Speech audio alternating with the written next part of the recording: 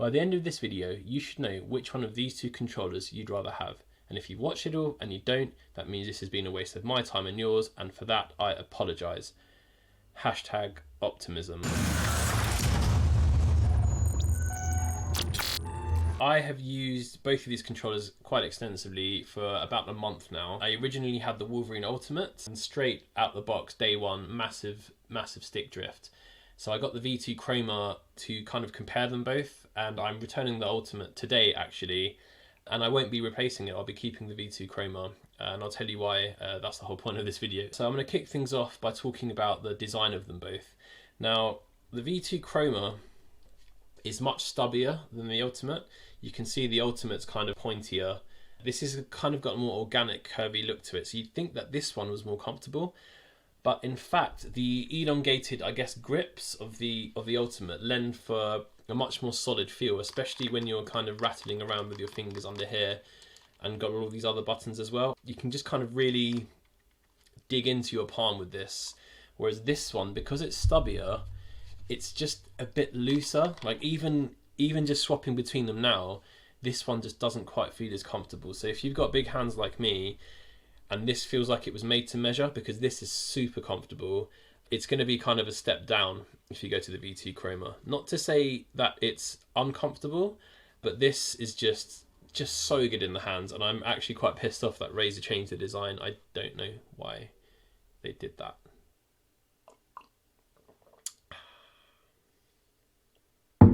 Next, we're going to talk about those M1 and M2 buttons. So these are the things that really separate the Razer controllers from the competition. They're the extra two buttons up here. Most pro controllers have got these four paddles or something like them down there, but it's these two extra ones here that really drew me to the Razer series in the first place. So they're both equally good. They're both satisfyingly clicky, but I prefer the Ultimate once again for comfort. So the M1 and M2 buttons on the Ultimate are closer in the middle here, and my index fingers, as you can see, just naturally rest on them. Obviously my hands are different to everyone else's, but I've got large hands, so if you've got large hands, this is probably going to be your experience as well. It's not to say that the V2 Chroma, the buttons there aren't comfortable. As you can see, once again, they're kind of easy to reach, but they're just slightly better on the Ultimate. Now, the other thing that the Ultimate has that I prefer is the fact that the bumpers are way bigger on the Ultimate than they are on the V2 Chroma.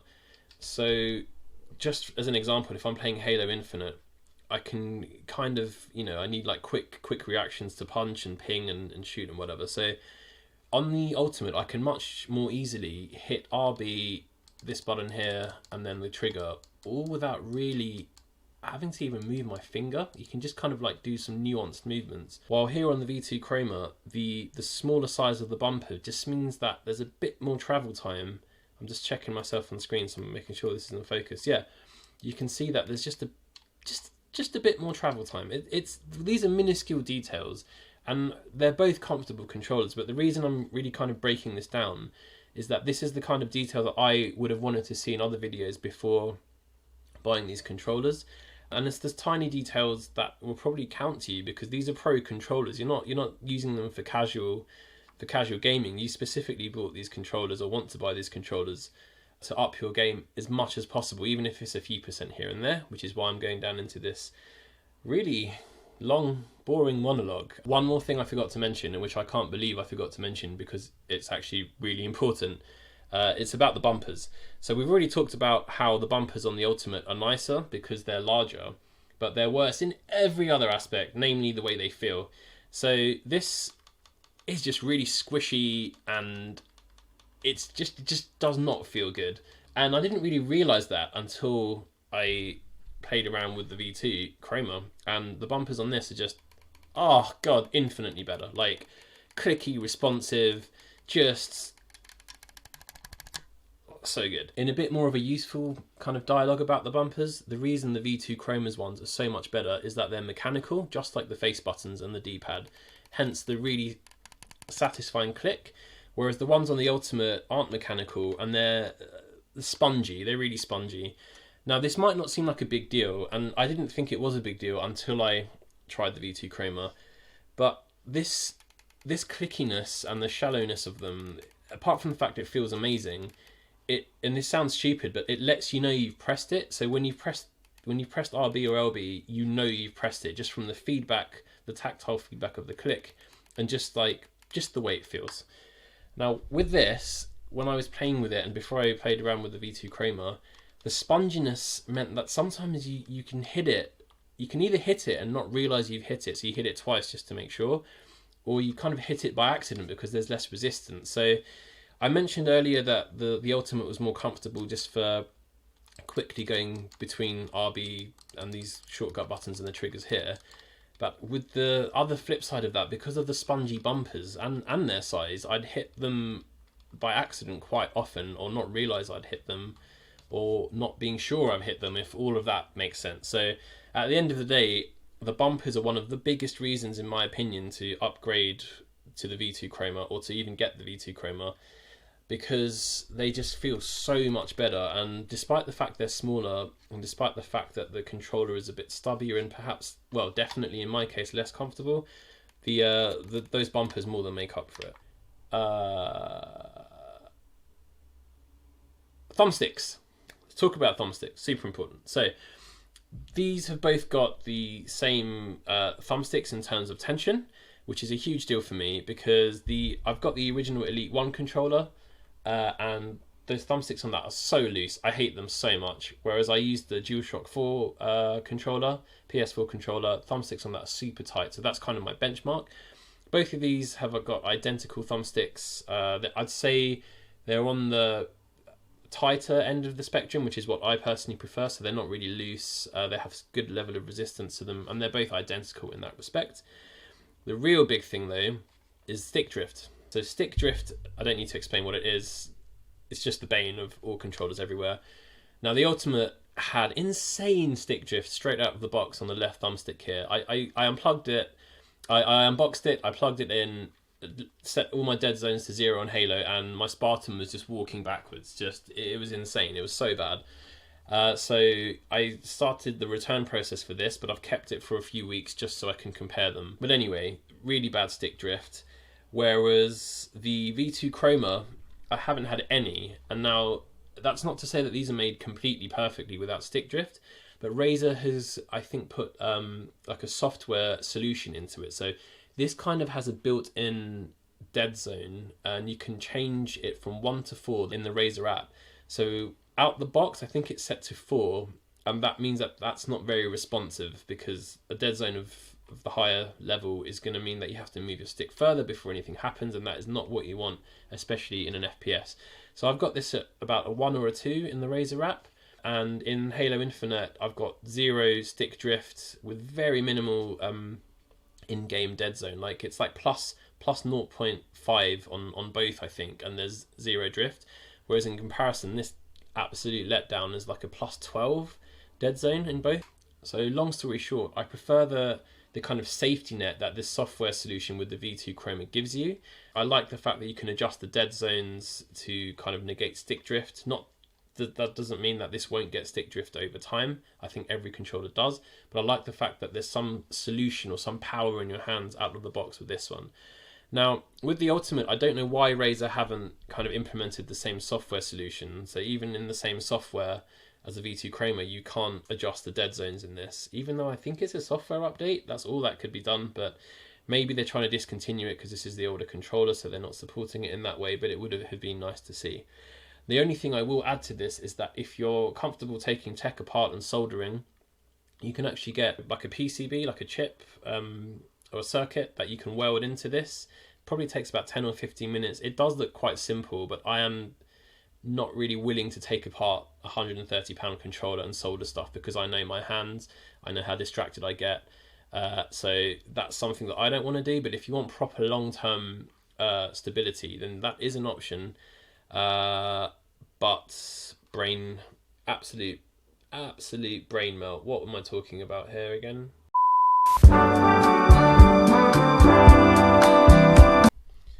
Now the next category is the face buttons. So the ABXY buttons, and the ones on the Ultimate, are absolutely legendary. I'd say like unanimously, these are regarded to be the best ABXY buttons on any controller ever. They're mechanical, they're super clicky. Bit of some click porn there for you guys. I see you with your mechanical keyboard and your thick videos. Thock videos? Thick thock? You just love those clicks. And yeah, this sounds amazing.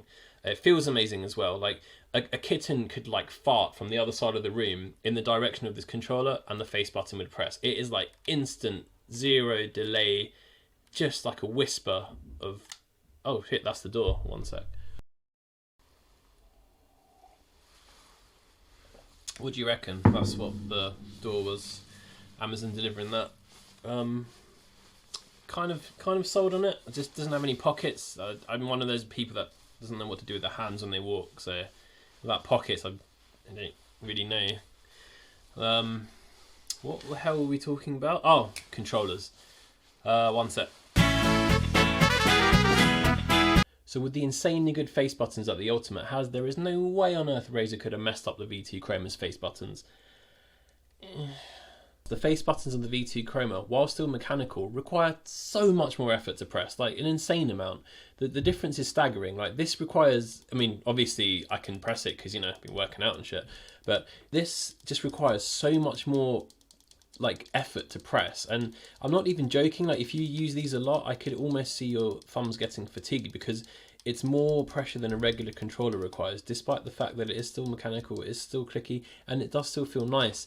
It just requires so much more effort, and I don't know why Razer changed that. There must have been a reason. I'd love to know what it is. Maybe it's for durability reasons, I have no idea.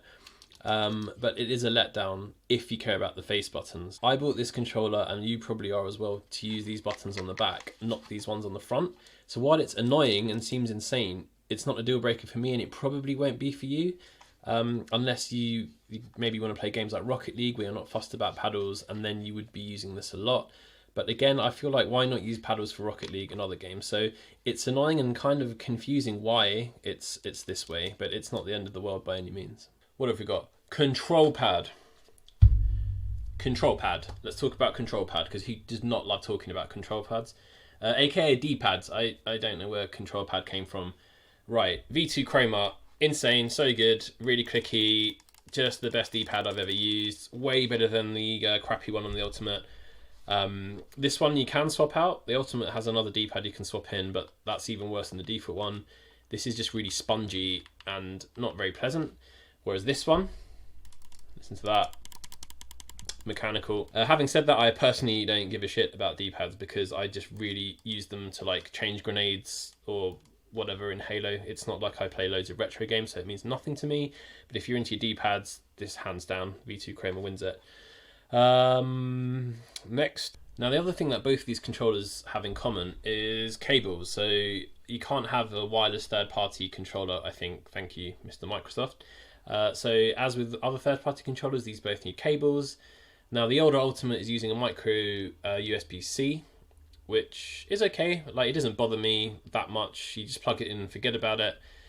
This port though is quite deep, and it's like a proprietary shaped cable, so it's quite annoying and stiff to get in and out.